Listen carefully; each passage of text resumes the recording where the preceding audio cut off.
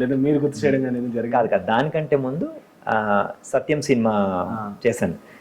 So basically నాకు సినిమాలకు వచ్చే అవకాశం ఎట్లా వచ్చిందంటే, నేను ఇలా డైరెక్టర్స్ వీళ్ళందరూ ఫొటోస్ తీసుకెళ్తుంటే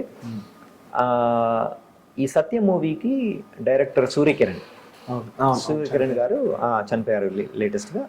ఆయనే ఆల్మోస్ట్ ఎక్కువ టైం అయితే అన్నపూర్ణ స్టూడియో లేదా నా స్టూడియోలోనే ఉండేవాళ్ళు. ఎందుకు, అందరు కొత్త వాళ్ళు సినిమాలో. మీరు అబ్జర్వ్ చేస్తే అంటే పక్కనుండే క్యారెక్టర్స్, హీరో సుమంత్ గారి పక్కన నేను, సత్యం రాజేష్, లేకపోతే మిగతా క్యారెక్టర్లు చాలా మంది. మీరు ఆ సినిమాలో ఒకవేళ 50 మంది ఉన్నారంటే 50 మందిలో పేరున్న వాళ్ళు 10 మంది, మిగతా 40 మంది అందరు కొత్త వాళ్ళే. సో వీళ్ళందరికీ ఒక కొత్త పర్సన్ని వాళ్ళు ఒక డైరెక్టర్ తీసుకోవాలి అంటే వాళ్ళు 40 మందిని చెక్ చేస్తారు. కనబడంగానే నువ్వు రా అని చెప్పేసి అట్లా పెట్టి తీసుకోవడం కాదు సినిమా. ఒక పర్సన్ కోసం 40 మందిని, అట్లా 40 మందిని తీసుకోవాలంటే 400 మందిని పోర్ట్ఫోలియోస్ తీయించాలి, షూట్స్ చేయించాలి, వాళ్ళు ఎట్లున్నారో తెలియాలి, వాళ్ళకి యాక్టింగ్ వచ్చలేదో చూడాలి. అలాంటి షూట్స్ అన్ని నేను చేసేవాడిని. Okay okay. ఒక్క రోజు ముందు, రేపైతే సత్యం సినిమా షూటింగ్ అవుతుంది అనగా ఒక్క రోజు ముందు ఎవరైతే రేపు చేయాలో అతను రావట్లేదు. నేను ఏదైతే క్యారెక్టర్ చేశానో అతను రావట్లేదు. అతను రాకపోయేసరికి ఆ క్యారెక్టర్ కనుక ఆ రోజు చేయకపోతే ఇతని సినిమా మేబీ పోస్ట్ పోన్ అయ్యే ఛాన్స్ ఉండేది.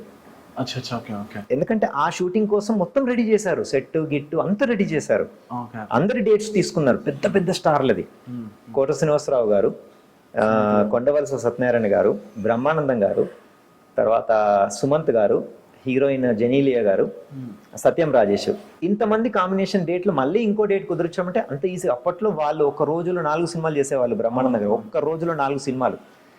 సో అలాంటి టైం ఎట్లా కుదిరేది, అసలు కుదిరే ఛాన్సే లేదు. సో అప్పుడు సూర్యకిరణ్ గారు నా దగ్గరకు వచ్చి, అరే ఫొటోస్ తీరా అర్జెంట్ కావాలరా, దానిలో అజ్జుడు ఇచ్చుడు. మేము చూస్తూనే ఉన్నాం. అప్పుడు ఆయనకి ఒక థాట్ వచ్చింది, ఈ ఫొటోస్ అన్ని పక్కన పెట్టు అని చెప్పేసి నన్ను డైరెక్ట్గా నాగార్జున గారి దగ్గర తీసుకెళ్లారు. సుప్రియ గారు, నాగార్జున గారు వాళ్ళ దగ్గర తీసుకెళ్తే నాకు కూడా చెప్పలేదు, ఆయన డైరెక్ట్గా అనౌన్స్ చేశాడు వీడే ఆ క్యారెక్టర్ చేస్తాడని చెప్పేసి. నేను షాక్. అఫ్ కోర్స్ వాళ్ళు కూడా షాక్ అయ్యారు, ఈడేంటే క్యారెక్టర్ చేయడం ఏంటి, ఫోటోగ్రాఫర్ అని చెప్పేసి. సో బట్ ఆయన కాన్ఫిడెన్స్ ఇచ్చారు. సార్ 400 మందికి మేము ఫోటో షూట్స్ చేశాము, ఆ 400 మంది ఫోటోలో ఎక్స్ప్రెషన్స్ వీడియే. అంటే నేను వెళ్ళి చూపిస్తాను కదా వాళ్ళు ఎలా యాక్ట్ చేయాలని చెప్పేసి. నాకు తెలియదు, నాకు అప్పటికి నాకు ఒక యాక్టింగ్ అనేది నాలో ఉందన్న సంగతి. ఎందుకంటే నా పని, నా ఫోటో బాగా రావాలి అంటే నేను వాళ్ళకి ఎలా చేయాలి అని చెప్పేసి నేను వెళ్ళి చూపించేవాడిని. అలా నాకు యాక్టింగ్ అనేది తెలిసిందనమాట. అలా నేను సినిమాలోకి రావడం జరిగింది. అది నేను అప్పటికి చెప్పా, ఇది ఒక్క సినిమా నేను చేస్తా, దట్స్ ఇట్, మళ్ళీ నేను సినిమాలు చేయను.